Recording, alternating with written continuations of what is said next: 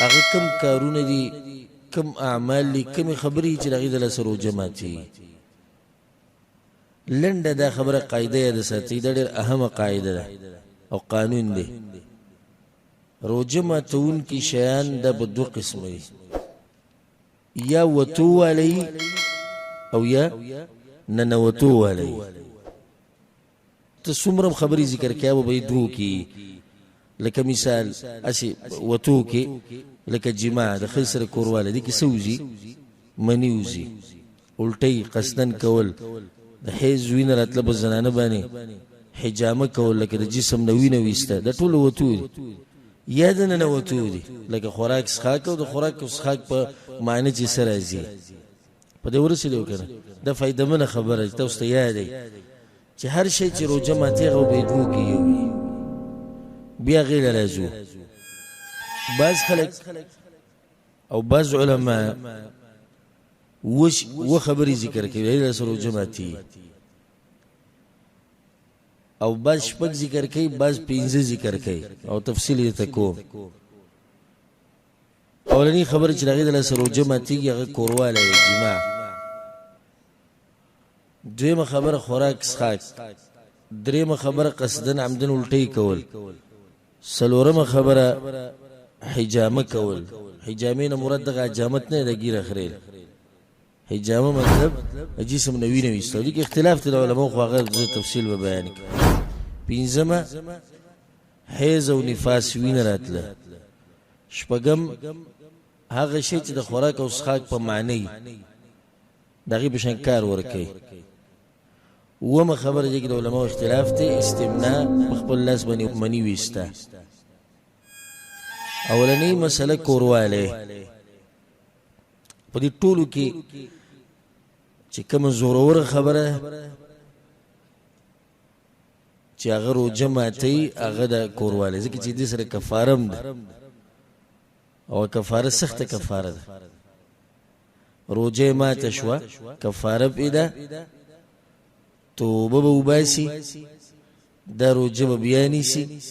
او دغه ورځ چې کومه باقي روژه ده دا به پوره کوي. جرم یې غټ دی،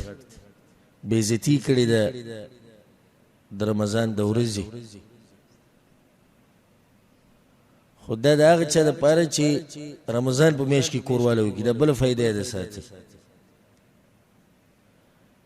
یو سړی دی رمضان نه علاوه یې روژه نیولې ده او کوروالی یې وکړو، په ده څه دي؟ روژه یې ماته شوه، خو هغه کفاره پې نشته. دا کفارې وجه هغه د رمضان د میاشت بېعزتي کول دی. نو دې ټولو کې غټه خبره هغه د کوروالی. نو چا چې کوروالی وکړو د خپلې ښځې سره، ښه په اختیار او قصد سره یې وکړو او کوروالی یې وشو، دې ته کوروالی نه وایي ښځه ښکلول یا ښځه خاوند د یو بل سره هسې د مینه محبت هغه مقدمات او هغه اعمال هغه په دې کې نه راځي. کوروالی مطلب کوروالی. نو د روژه فاسده شو. که مني راووته او که راونوته، دا مسله م یاده ساتي. سړی د کوروالی وکړو، یو ته رایاد شو چې دا خو روژه ده، قلار شو. روژه صحیح ده که فاسده ده؟ فاسده. نو په ده باندې توبه شو، دا ورځ پوره کول د دې بیا قضا راوړه، او په ده باندې کفاره ده. هغې ته کفاره مغلظه وایي، ډېره سخته کفاره ده. او حدیث کې د رضی ابو هریره رضی الله عنه روایت په صحیح بخاری صحیح مسلم کې، جاء رجل الى النبي صلی الله علیه وسلم، یو کس راغی پر رسول صلی الله علیه وسلم پسې، وی یا رسول الله هلکت، زه څه شومه؟ تباه شو. هلکت یا رسول الله، تباه شومه. رسول صلی الله علیه وسلم، وما اهلکک، څه شي تباه کړی؟ هلکت یا رسول الله، تباه شومه. رسول صلی الله علیه وسلم، وما اهلکک، څه شي تباه کړی؟ هلکت یا رسول الله، تباه شومه. رسول صلی الله علیه وسلم، وما اهلکک، څه شي تباه کړی؟ ويا رسول الله وقعت على امرأتي في رمضان، د خپل ښځې سره مې کوروالی وکړو د رمضان په میاشت کې. رسول صلی الله علیه وسلم هل تجد ما تعتق رقبه سدیس مال سره سره شتي چې مری په آزاد کې دا ولني مرحله شو. وینه یا رسول الله خوف هل تستطيع ان تصوم شهرين متتابعين دو میاشتې پر لپسې روجې ونیس. یا رسول الله کمزوره دغه طاقت مې نشته. خبي سيدي فهل تجد ما تطعم 60 مسكينا شپېته مسکینان له خوراک ورکولی شي؟ بیا رسول الله غریب سړی. بیا رسول الله صلی الله علیه وسلم دغه خوراک او د دې بندوبست ول وکړو دی ول ورکو دا ویسه او په غریبانو یې صدقه کا شپېتو مسکینانو د خوراک. بیا رسول الله زمانه زیات په مدینه کې څو غریب شته چې زه دا ویسم په هغې صدقه کوم. زما د بچو د ځان له ضرورت دی، زما د ښځې د ځان له ضرورت دی. رسول صلی په خندا شو. زه صحیح دا حدیث مې دې دپاره بیان کړو چې دا کفاره ده چې کله یو سړی د خپلې ښځې سره کوروالی وکړي د روجې په میاشت کې، که دا ښځه ورسره شریک وي او رضا یې وي نو بیا خو هغه هم په دې کار کې د ده سره شریکه ده، او که ده پې زور زبردستي کړي نو بیا په هغې باندې څه هغې باندې بیا څه نشته. د دې سره نږدې چې کومه خبره هغه روجه ماتوي هغه الاستمنا. استمنا مطلب یعنې په خپل لاس باندې مني ویسته، او د هغې حکم موږ بیان کړی دی په ډېرو درسونو کې، او انشاءالله په روانو درسونو کې هم په خپل ځای کې د هغې خبره راشي. بعض علما وایي د دې سره دغه نه ماتېږي دا روجه، صرف د ګناه کار یې وکړو، او بعض وایي چې دې سره روجه ماتېږي، او احتیاط په دې کې دی چې موږ دا ووایو چې دې سره روجه ماتېږي، او په هغې باندې دلیل دا دی. رسول صلی الله علیه وسلم الله وی یترک طعامه وشرابه وشهوته من اجلی. دې سړي خوراک او څښاک او شهوت پرېښودی. په صحیح بخاري سره مسلم کې دا حدیث. نو دا منی وته د شهوت ته کړی شهوت، نو د نه دې پرېښودی شهوت. قرآن او حدیث د مسلې خلک دې سره وباسي، دا نه چې هره مسله راغلې ده دې نو سوچ بکې په قرآن او حدیث کې بیا به دې مسله راوباسي. والله سبحانه وتعالی زمونږ دا ژوند د قرآن او حدیث سره وتړي د مرګه پورې. نو احتیاطي خبره دا ده چې کوم سړي په لاس باندې مني وویسته په روجه کې، نو د ده روجه ماته شوه، توبه به وباسي، او د دې روجې به قضا راوړي او کفاره پې نشته، ځکه چې دا کفاره خاص ته په څه پورې دا په کوروالي پورې. یو بله مسله چې دې سره تعلق ساتي هغه ده که یو سړی په لاس باندې مني وباسي شروع وکړي او په منځ کې ویرې چې دا حرام دي بیا روجه ده، نو حرمت ښه ډېر شو او غلی شو د خپل کار نه، نو هېڅ پې نشته او روجه صحیح ده. بله مسله چې څوک اودی او احتلام ورته وشي او دی راپاڅېد او په خپله کپړه باندې اثرات ولیدو د منۍ، نو په ده باندې نور څه نشته، صرف په غسل وکړي او روجې څه ده روجې صحیح ده، ځکه چې د په اختیار کې نه. بله مسله چې دې سره تعلق ساتي هغه مذي د سپینې اوبه وته د شهوت ته خبرو سره، نو صحیح خبره ده چې دې سره روجه نه فاسدي، دې سره روجه نه فاسدي. یو بله مسله چې دې سره تعلق ساتي د روجې په حالاتو کې خپلې ښځې ته داسې نږدې کېده بغیر د کوروالي نه، نور که سم کوي نه هغه جایز دي، صرف کوروالی منع دی،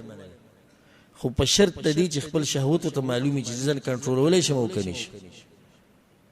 عایشه رضی الله عنها وایي چې رسول صلی الله علیه وسلم خپلې بیبیانې د روجې په خوله ښکلولې او بیا عائشہ رضی الله عنها وی پتا سو کې څوک دی چې خپل شهوت دسی کنټرول ساتي لکه څنګه چې رسول سم ساتو نو ځان ته وګوري کستا په ځان باندې یری کزه دې خزي ته نږدې شم او خپلومه یا بل څه کوم نو کې دي چې دې درسه کورواله وکم بیا مکو او کته ته په ځان باندې یقیني چې نه نکوم کورواله او ځان په کنټرول کې ساتلې شم نو بیا کولای شي د کې څه حرج نشته نو دا څو خبرې شو چې روزه ماتي دوا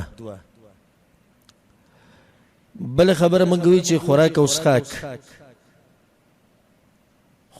او اسخاک معدې تتل د خلی پلار یا د پوزي پلار دې سره روزه سره ماتي سړی چې پوزي دې به کولی ذکر جواب دغه دی چې امام ترمذی د روایت راوړل چې رسول الله صحابي ته وبالغ فی الاستنشاق کله چې ودس کینو دا وبدي پوزي ته خاچو خین نه باس الا ان تكون صائما مگر چې کله ته روزي په حال کې به ډېری من نه باس کله پوزي نه لار نه میدې ته اوس مشکل نه جوړول نو رسول الله هغه دا خبره نه کولای چې روزي کې احتیاط کوا ورسېدی به وکنه د دې پوزي نه ډایرک لار دی ګوره کته چې هغه میدې ته ځي نو هر د خوراک شی د اسخاک شی چې د میدې په لار د خلی په لار د پوزي په لار میدې ته ورسېږي د سر روزه سره هغه ماتي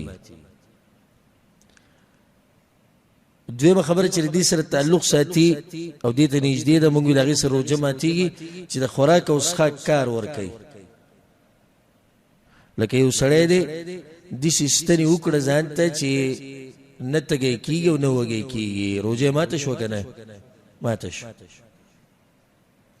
یې ځان ته دې سره ډراپ ولګاو چې هغه د خوراک او اسخاک کار ور کوي نه دې سره روزه ماتي او هر چې هغه ستنی دي چې هغه د بلې بیماری د پاره د تبې د دردونو د بل څه مرز د پاره نو هیڅ خبره نه داغه هغه استعمالول شي بل خبره مونږ چې دې سره روزه ماتي حجامه ده او حجامه وینه وستو ته وي د بدن نه دغه د علماو اختلاف دی خو احتیاطي قول دی چې دې سره روزه ماتي او پروژه کې ځان د دین لري ساتل پکار دي په خاص طریقې سره وینه راوستې کیږي تاسو بلیدري او دا وینه د رګونو وینه نه د دې سرمنې نه وستې کیږي او زیاتی وینه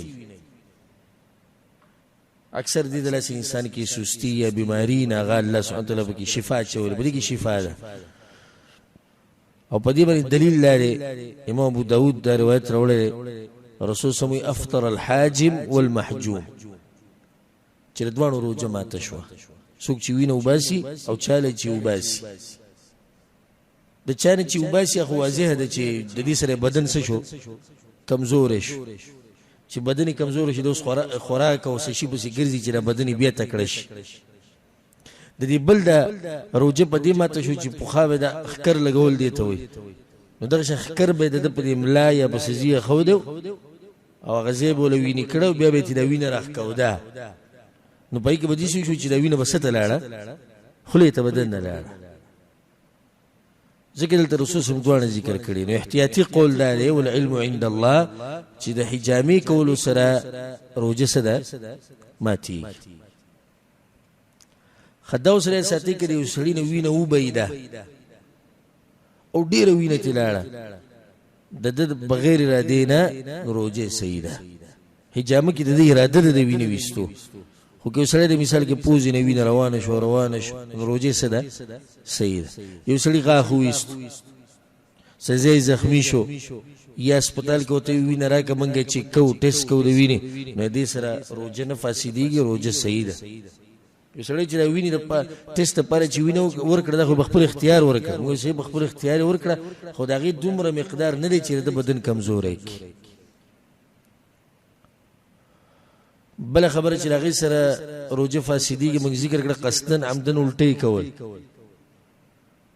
امام ترمذی رحم الله دا روایت راوړی دی من ذرعه القي فليس عليه قضاء پچا باندې چې الټي زور اوري شو ویکړي نو په د باندې سنشت روزه صحیح ومن استقى عمدا فليقض او چا چې قصدن عمدن الټي وکړي خوله کې ګوته وهله یا څه شی او دغه دلته الټي وکړي نو د روزه څه شو فاسده شو او دیو قضا را ګرځي دی روزه وسړی بیمار دی زړه ته خرابېدو الټي وکړي روزه صحیح ده صحیح نه ده صحیح ده ځکه چې قصدن نه دی کړی نو دې کې د شرط ته قصدن بل خبره چې راغی دلته روزه فاسدیږي د سلوختي او د حیض وینه رسول صلی الله علیه وسلم په صحیح بخاری کې دا حدیث ته الیس اذا حاضت لم تصلي ولم تصوم چې کله خزه باندې حیض راشي نه بروجی نشي او نه به مونږ کوي